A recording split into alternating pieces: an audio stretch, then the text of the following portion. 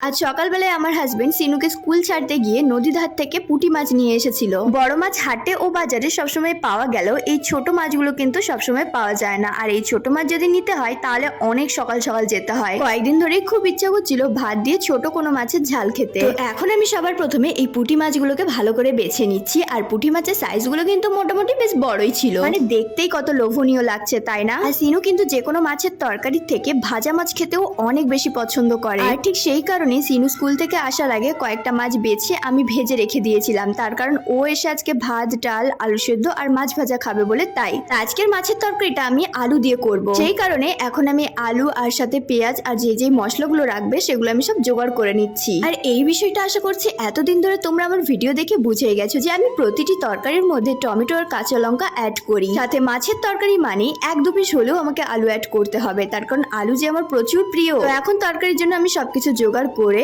উনুন ধরিয়ে নিচ্ছি। এই উনুনটা যেহেতু মাটি দেওয়ার পরে আজকে প্রথমবার রান্না করছি, সেই কারণে ছাইও ছিল না উনুনটার মধ্যে খুব একটা, সেই কারণে ধরিয়ে নিতে প্রথম দিকটা একটুখানি অসুবিধাই হচ্ছিল। এখন উনুনের মধ্যে কড়াই বসিয়ে কড়াইটাকে একটু গরম করে দিয়ে দিলাম সরষের তেল। আজকে মাছের রেসিপি কিন্তু আমি সরষের তেলেই করব। তেলটা একটু গরম হয়ে গেলে দিয়ে দিলাম গরম তেলের মধ্যে অল্প পরিমাণে নুন। এরপরে দিয়ে দেবো পুঁটি মাছগুলো ভাজা করার জন্য। আর মাছগুলো ভাজার পরে আমি মাছের মধ্যে নুন হলুদ মাখিয়েই রেখে দিয়েছিলাম। দেখো, মাছ খেতে তো আমরা কম বেশি সবাই অনেক পছন্দ করি, তবে যে কোনো মাছ আমার বাঁচতেও কাটতেও কিন্তু হেভি লাগে। আর ঠিক সেই কারণে আমার হাজবেন্ডের যখনই ডিউটি ছুটি থাকে আমি আর আমার হাজবেন্ড দুজন মিলে যাই মাছ কিনতে। মাছ নিজে কিনে এনে ছাড়িয়ে সেটা রান্না করি। আর রান্না করার পরে যখন আমার হাজবেন্ডকে খাওয়াই, আমার হাজবেন্ড একবারে ভীষণ পরিমাণে নাম করে।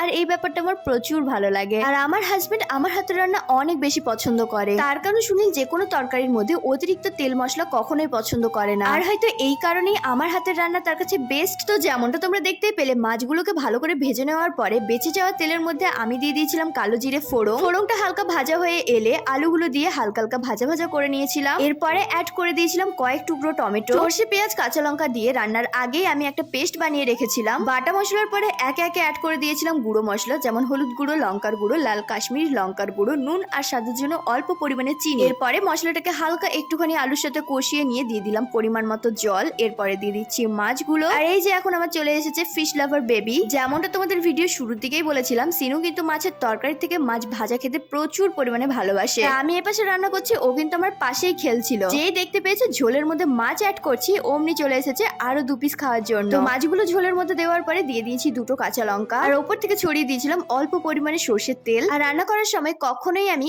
একেবারে সব নুন দিই না, তাতে যদি 3 বারের জায়গায় 4 বার নুন দিতে হয় তাতে কোনো অসুবিধা নেই। কিন্তু তরকারির মধ্যে অতিরিক্ত নুন ঝাল মিষ্টি একেবারেই ভালো লাগে না। মানে ওই একটা তরকারিকে সুস্বাদু বানানোর জন্য যতখানি তেল মশলার প্রয়োজন আর কি ততটুকুই দিই। ব্যাস, আজকের ভিডিও এইটুকুই। দেখা হচ্ছে খুব তাড়াতাড়ি নতুন আরো একটা ভিডিওতে।